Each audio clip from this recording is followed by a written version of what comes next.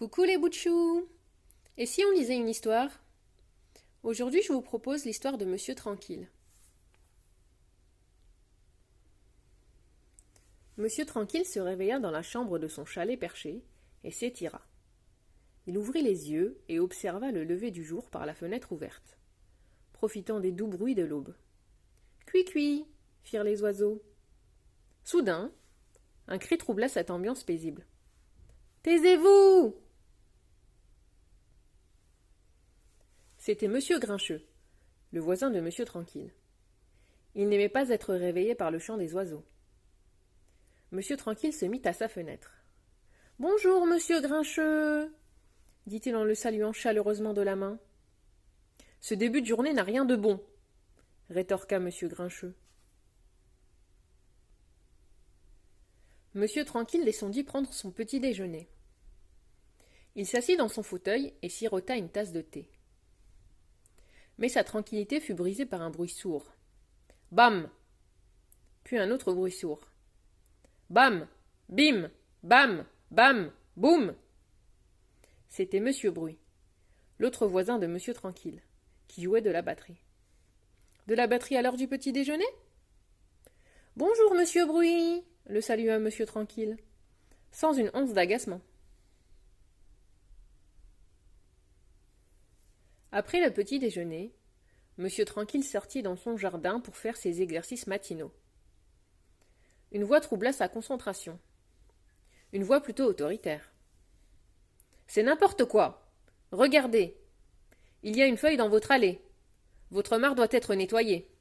Votre haie a besoin d'être taillée et votre porte d'être repeinte. » C'était Monsieur Tatillon, qui habitait la maison face à celle de Monsieur Tranquille. « Bonjour, Monsieur Tatillon !»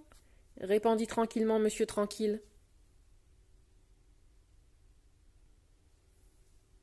Comme tu peux le voir, Monsieur Tranquille était la personne la plus tranquille du monde. Il était aussi calme qu'une mer calme lors d'un jour calme. Rien ne pouvait l'énerver ou le perturber. Lorsqu'il partit pour sa promenade quotidienne, respirant profondément l'air du matin, il ne fut pas agacé par le passage du bolide de Madame Vitefait, qui projeta de gros nuages de fumée. Il ne fut pas non plus énervé lorsque Madame Têtue le doubla dans la file d'attente chez le marchand de légumes. Monsieur Tranquille était tranquille, même dans les situations de crise. Il resta tranquille quand son bateau chavira dans une rivière infestée de crocodiles. Et il resta tranquille quand la corde d'escalade de Monsieur Petit se rompit. Une seule chose tracassait légèrement Monsieur Tranquille. Les vies si mouvementées de ses amis. Alors qu'il marchait dans une forêt tranquille, il décida qu'il essayerait d'apporter un peu de calme dans leur vie. Sa promenade lui donna une idée. Ses amis avaient besoin d'une jolie balade tranquille. Une jolie balade tranquille et paisible dans la forêt. C'était exactement ce qu'il leur fallait. En réalité, la balade fut loin d'être tranquille, et encore plus loin d'être paisible. Et elle ne fut absolument pas calme. Monsieur Grincheux gémit et se plaignit qu'il était fatigué et que ses pieds lui faisaient mal. Monsieur Bruit écrasa et piétina bruyamment tout sur son passage, faisant fuir les animaux de la forêt.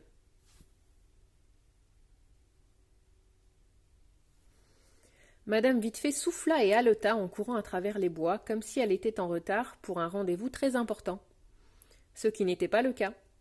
Madame Têtue voulut imposer son avis sur la direction à prendre à chaque bifurcation. Monsieur Tatillon s'agita et grommela. Le soleil était aveuglant. Il n'aimait pas les insectes. Pourquoi le chemin était-il aussi irrégulier? Et ainsi de suite. Pauvre Monsieur Tranquille. Ce n'était pas du tout ce qu'il avait imaginé. Mais il ne s'appelait pas Monsieur Tranquille pour rien. Il resta donc très calme. Monsieur Tranquille avait plus d'un tour dans son sac. Tout en marchant, il commença à siffler un air agréable. La musique apaisante se répandit dans la forêt, flottant mélodieusement dans l'air et emplit les oreilles de ses amis. C'était si agréable et tranquille que tous les monsieur et madame se calmèrent. C'était comme de la magie. Ou peut-être en était-ce. Monsieur Tranquille continua sa balade à travers la forêt en sifflotant. En un rien de temps, ses amis se mirent à siffler avec lui. Ils sifflaient tous la même musique. Et alors qu'ils sifflotaient, les monsieur et madame commencèrent à remarquer des choses. Ils remarquèrent les reflets de la lumière sur les feuilles. Ils remarquèrent le chant des oiseaux. Ils remarquèrent les papillons qui voletaient de fleur en fleur. Et ils remarquèrent la mousse douce et fraîche sous leurs pieds. À l'unisson, ils poussèrent un soupir de contentement. Le seul son qui vint troubler leur tranquillité fut « Hic !»« Pardon, s'excusa monsieur Bruit. J'ai hic !»« Le hic !»« Ok. » Voilà les bouts de chou, c'est fini. À bientôt pour une nouvelle histoire.